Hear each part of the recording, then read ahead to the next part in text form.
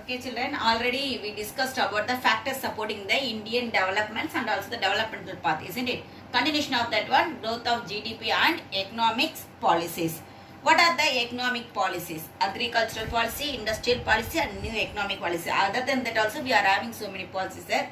First we will discuss about the agricultural policy. Agricultural policy, it is the government decision for what purpose means to take the actions which relating to the domestic agricultures as well as the imports of foreign agricultural products. For imports of the foreign agricultural products. Actually, government what they used to do, it will introduce this type of the agriculture policies only for to achieve the specific outcome in the domestic agricultural product markets. For that purpose alone, the agriculture policy they are introducing, the government are introducing. For example, we may say about the green revolution.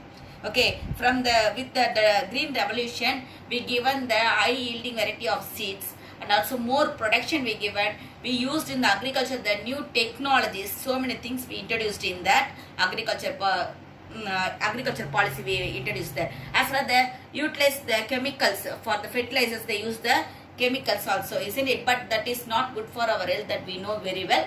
But that means that to give the more production, we utilize the chemical fertilizers. Okay, next we will move on to the industrial policy.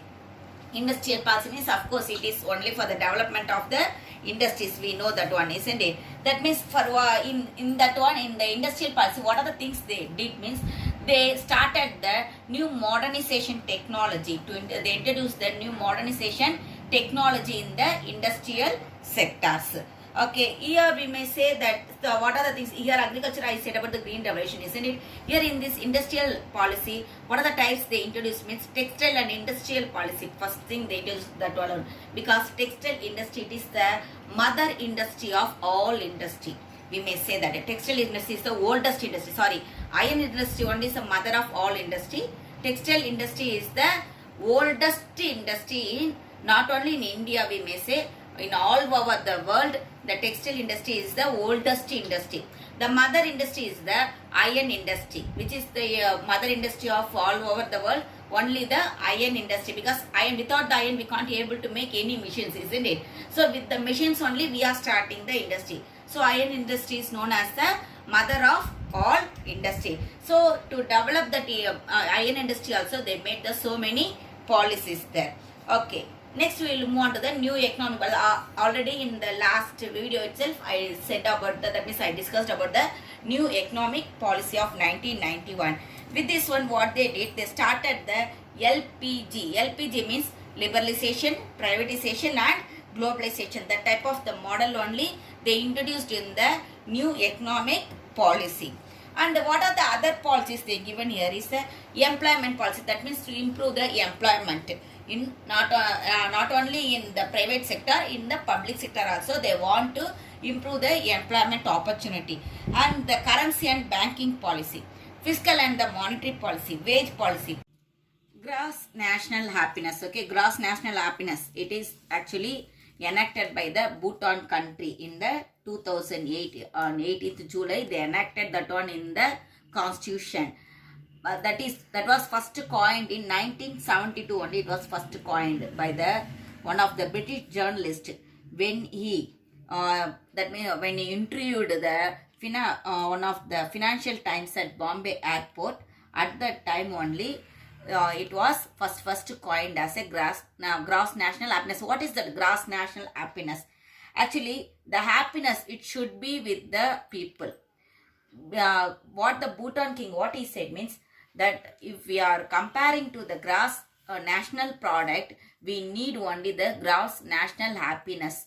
That means which is the very very important to the country, means not the GDP or GNP like that. Only the GNH only is the very very important. That is only we should achieve in our country, like that only the Bhutan king is said in his country. What are the four pillars of the GNHS are sustainable and equable socio-economic development, environmental conservation, preservation and promotion of culture, and also the good governance. Other than that, I need only, what I am thinking is, the first thing is the good governance.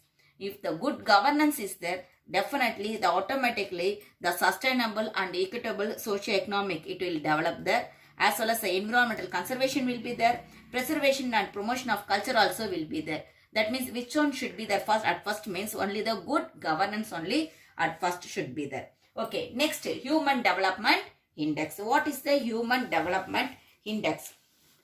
Nothing, actually we are saying that human country is developing. How we are saying? Only by the infrastructure we are saying that our country is developing, isn't it? Same like that, what we are saying is the human development index means what is means that human you should develop. In which are the things you should develop that? In the health condition, in the literacy we may say that, as well as what are the and stand of living also we may say. Okay, literacy, health, stand of living, these are the things we are saying that human developed. If it is in the high level means that we are saying that human is developed. That means he should be useful for other person. That person's ability should be used by others. Okay, with that one we should get something there. Then only we may say that human developed there. Okay, okay children, thank you.